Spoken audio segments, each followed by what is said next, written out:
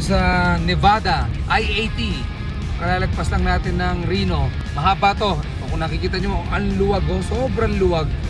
So ang speed limit dito, 80 miles per hour. Grabe, parang walang katapusan yung kalsada. Grabe yung road trip na to. Ayan, dito tayo sa Great Lake. Ayan, Great Lake.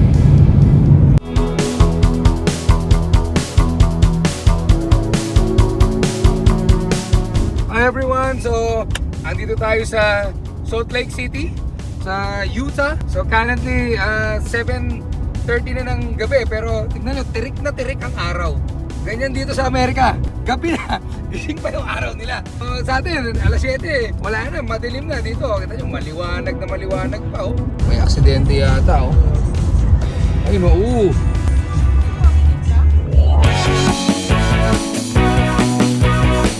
Welcome to Salt Lake City.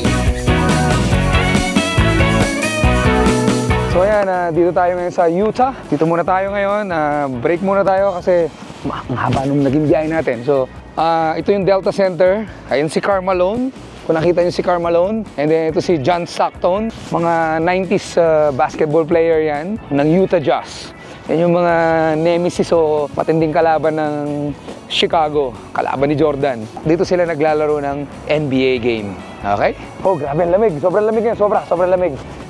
So ayan, dito tayo sa Union Pacific. So, station ng railroad ng Utah. So, Union Pacific. Dito yan sa Salt Lake City, Utah. Ayan, nakita nyo, pinasyal ko na naman kayo, ha? We're on the road again. We're back on the road. At ang bubunuin natin, 2,124 kilometers para makapunta tayo doon sa next destination natin. 2,000 guys, ha? 2,000. So, good luck. It's an 18-hour drive.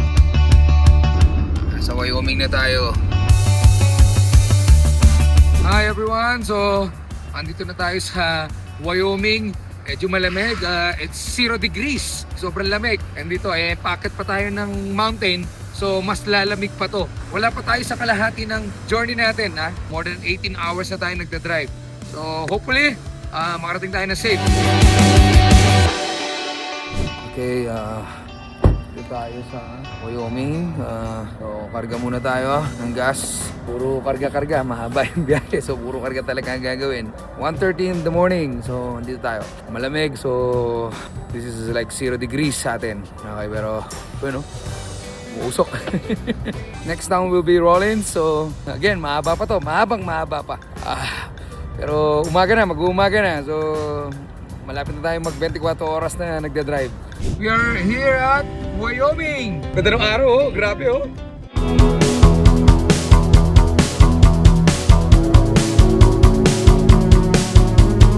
After how many hours? So, nandito tayo sa Nebraska.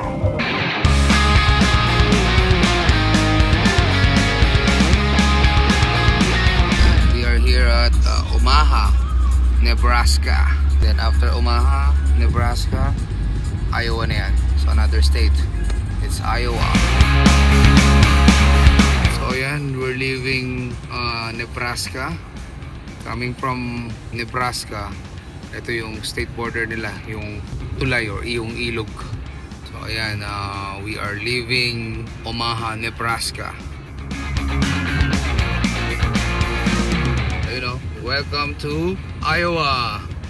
Hi everyone! Nandito tayo sa Iowa. Kalalagpas na natin ng Nebraska.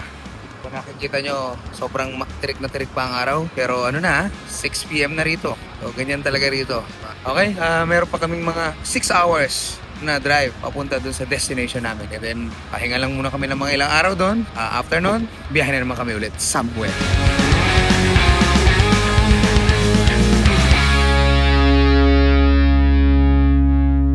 So ayan, nandito tayo sa tomb ni Lincoln. Welcome to Sportsman Paradise. Nakita niyo yung mga ulo, hinahunt yan. Route 66. Now we're going to Wisconsin. Ito yung original na bahay ni Kevin McAllister, si Home Alone.